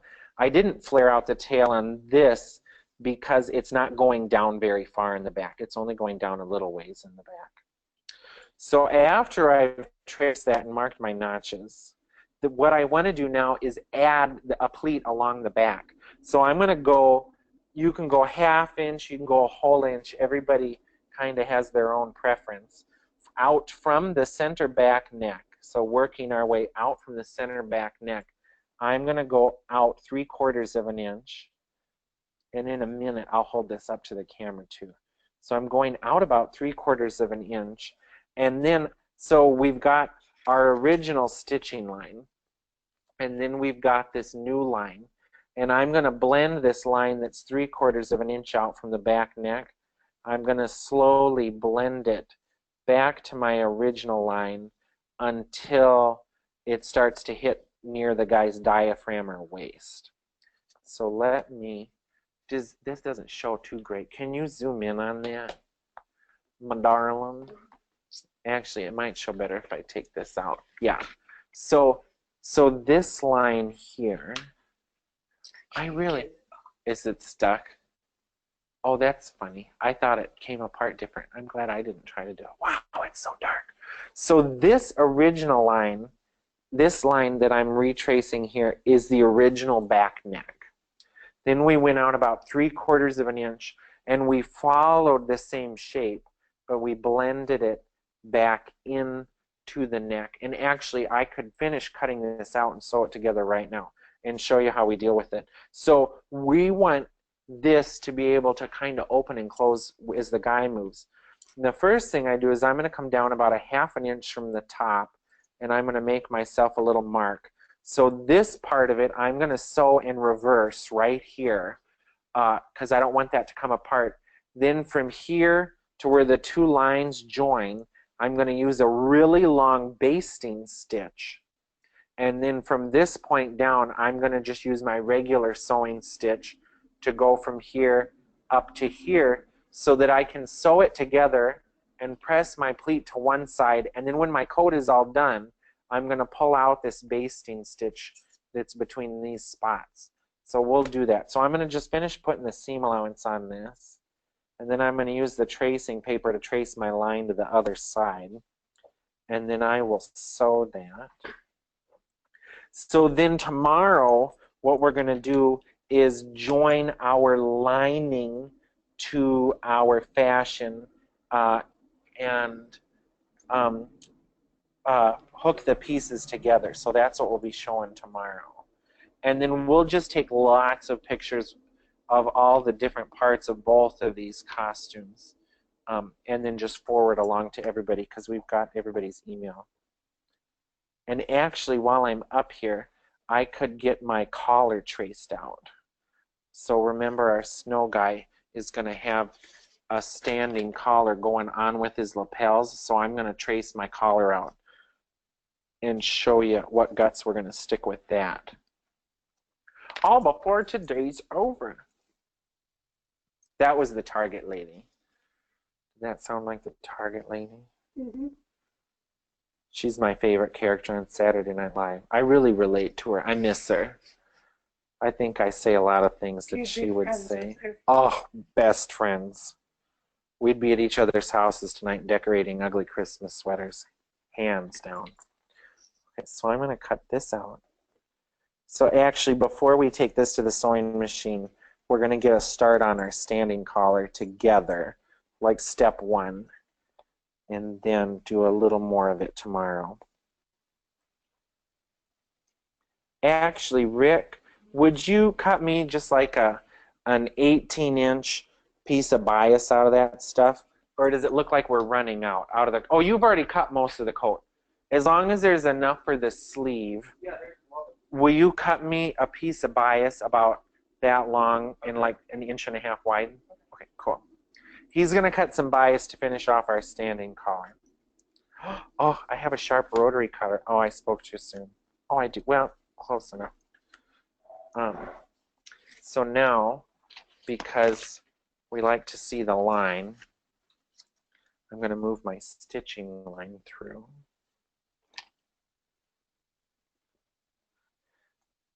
I think that it would be time to start the standing collar.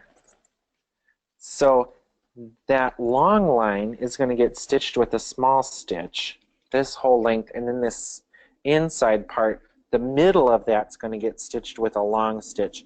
Kind of like the idea behind putting in a zipper where you sew the seam closed first and then pull the threads out later on.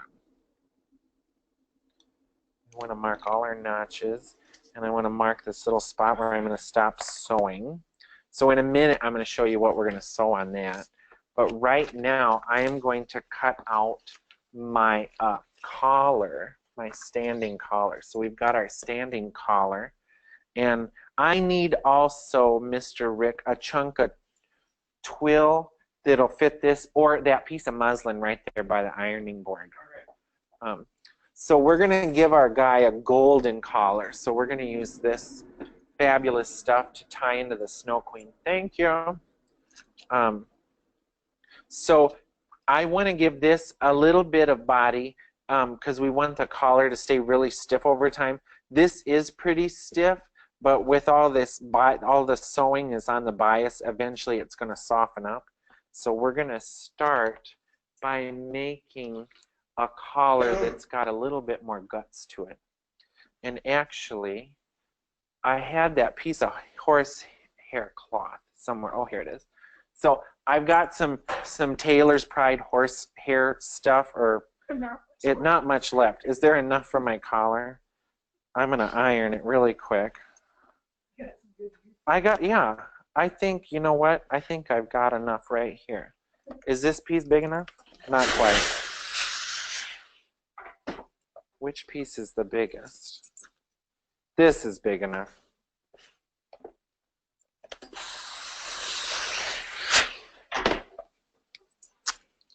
So in making my, oh, I'm twisted up again.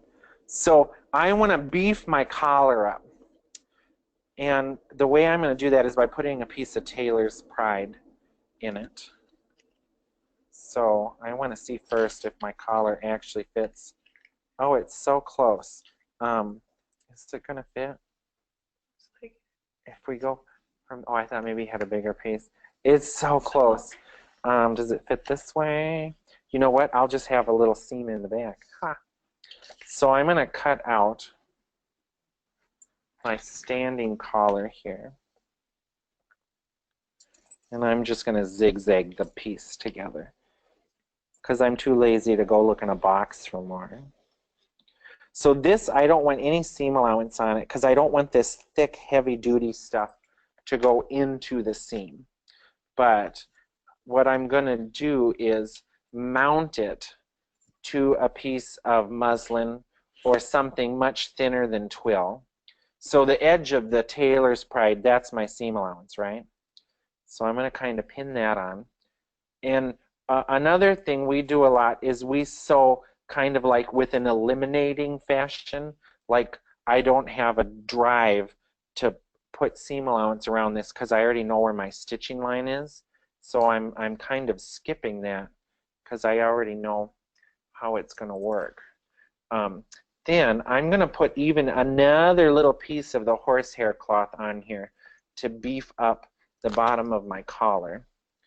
So I'm going to take just another little chunk of this stuff, and I'm going to lay my collar on there because it has a slight curve at the bottom.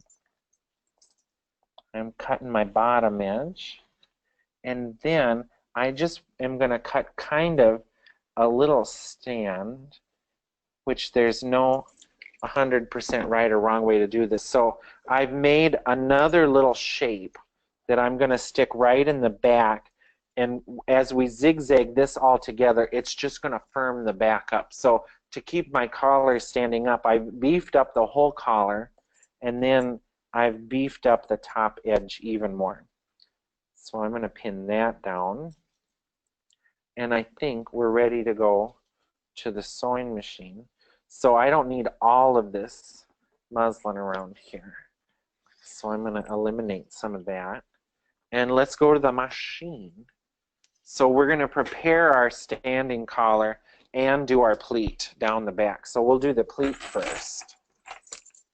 So all I'm going to sew on my lining right now is the center back, because the rest is just joining piece A to piece B, which I'm pretty sure everybody has got. So I'm going to start with like a regular size stitch, like a sewing stitch, and I'm going to go all the way up my center back to the neck. That's a little small.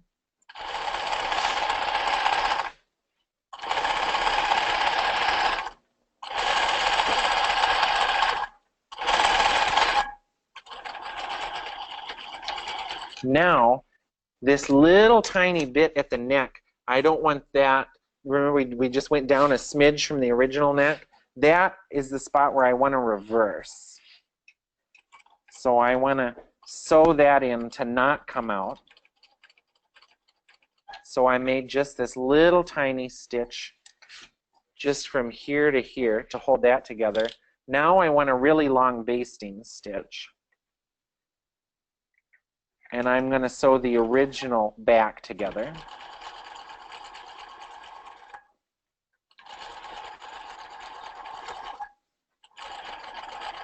And I don't want to back stitch because I want to pull it out. So then we'll go to the iron. I'm all over the place. I'm wild. So we're going to go to the iron. which is going to go. Whoo. So now you're going to just first push it all either direction that you want. I usually push it that way. I don't know why. So the first thing we're going to do is just push this over to start making a pleat the whole way. So nowhere is this seam going to get pressed open. The whole way down, it's just getting pushed over. Then you're going to put the littlest stitch. You can just start cleaning up if you want. It's almost the end for today. So I've pushed all of this over, and then I'm going to stitch from here to here, right? But I'm going to just do it with a pin for right now. So I've pushed it over, but I'm going to stitch it right there to hold it together for when I'm putting my collar and stuff in. But so now we have our original center back is joined. Does it even show on the white ironing board? So our original center back is joined. Then the reason we left that one stitch, a basting stitch, and made it long is so that when our coat is all done, but I'm going to do it right now, you're going to pull that basting stitch out. And now you have an expansion pleat that goes across the back of the guy's arms. So that's how you make a really nice expansion pleat. And when it's sewn in, it'll just lay nice, and over time it'll start to do its thing without even, you know, making waves. It'll just do it. Okay, let's do the first part of making the collar and then do a few questions, and we'll see anybody who's available tomorrow, but we will send everybody the link for our finishing ups.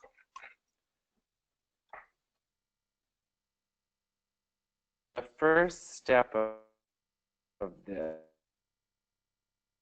all of this horsehair cloth down. With it, I'm going to use kind of like the medium-sized zigzag on my machine. And the first thing I'm going to do is go around the outside edge.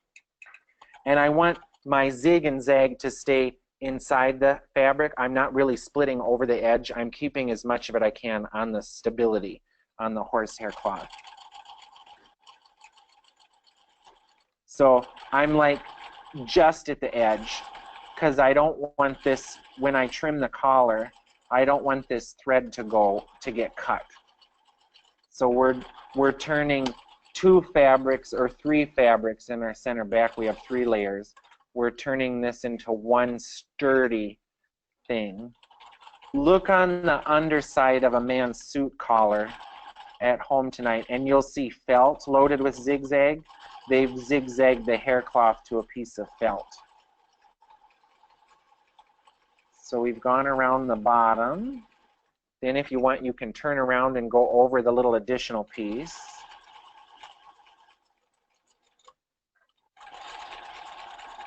And that additional piece is just helping keep the back up over time. Some folks will even put a tiny piece of ridgeline in there, like split a piece of ridgeline down the middle, and I think that works really well for costumes too. Now we're going to just go around and around to fill, so I'm like a press or foot away from my last row of zigzags. We're just going to go around in a circle until we've joined every piece of this together. So I'm stiffening up all of this.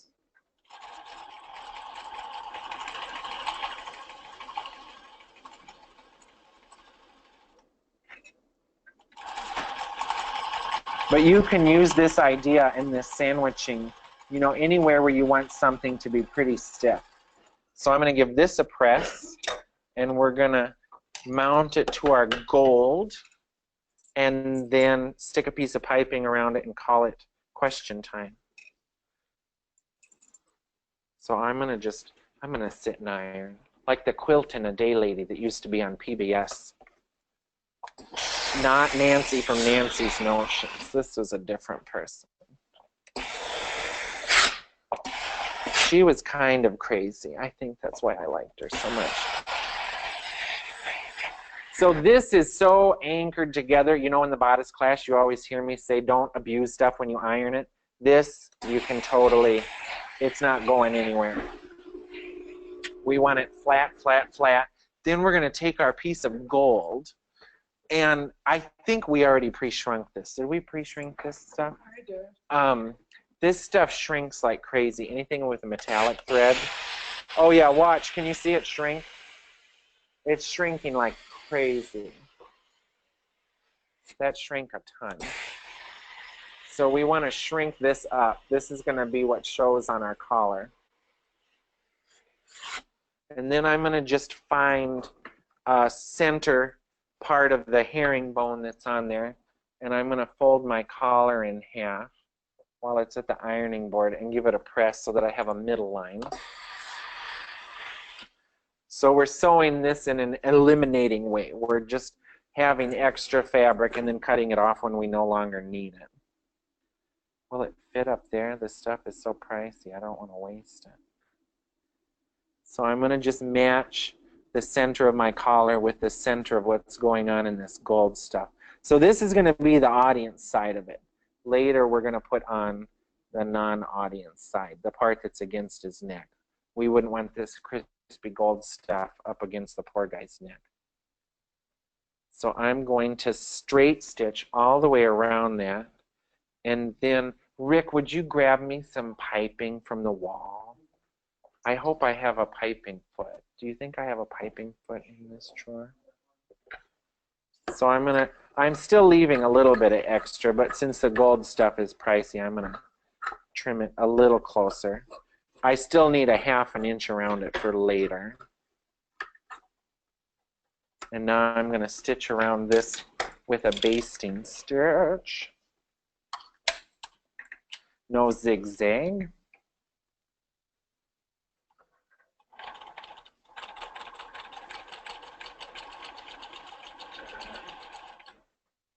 Am I out of bobbin? Is it? Well, let me see if I have a white bobbin. Start typing your questions, because I'm going to just stitch the outside edge of this and pipe it. I have gold. Look at that. It's destiny. Got any questions? Yeah. Yeah. Go for it. Want one? Yeah, I'm ready. If your coat opens in the back, what do you do for expansion? You just skip it because what? Oh, they said the question was if your coat is opening up the back, what do you do for the expansion pleat? You can just skip it, or if you want, you can do a similar kind of thing down the center front of your coat. You can move that pleat from the back to the front, because if the front lining can grow a little bit, it'll still help out the back. But usually when stuff opens up the back, you know, there's less need for it to be able to grow, because the guy will probably just hook it a little bit looser. Does that kind of make sense? Kind of makes sense.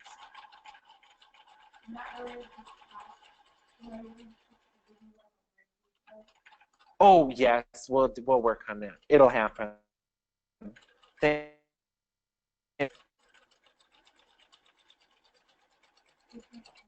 Oh, somebody wanted to know if I'll post the Wendy Bow video. We'll do that.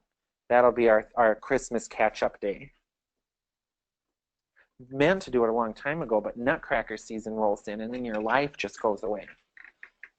So I'm going to pipe the top edge of this with some of the coat fabric. Would you peek, Rick, in that machine and see if there's a piping foot next to oh wait, I found one. You got one? I want yours. Thank you.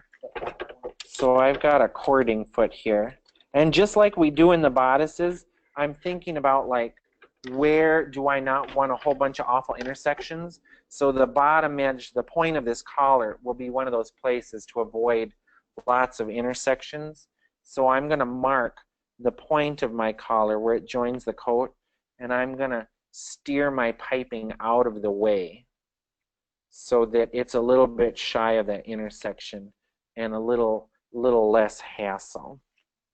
And then this will eventually line with something soft and nice against the guy's neck. So I'm going to go back just a little bit out of the way of the point. And follow my, so I'm using my stitching line that I just stitched from the other side to place my piece of piping. Any other questions? This is where we're going to end. Thank you, everybody. And if you can't join us tomorrow, don't worry. You'll get the recording. But we've pretty much covered the elements that we get lots of questions about. The main one being, how do we put the facings on the sleeve unit? Huh?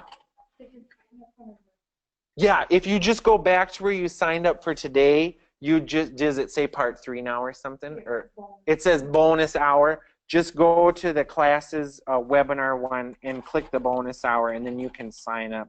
And tomorrow morning, I'll probably also just email everybody a link in case they haven't done it.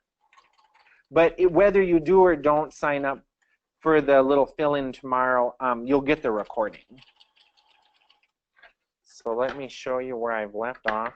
So the pin, this pin here is where the point of my collar is, and I stopped the piping about 1/4 inch before the point so that when my collar goes together, I have one less lump to deal with where it joins the jacket. So we're going to line this with lining, and we'll show you that tomorrow. That's it. Thank you, everybody.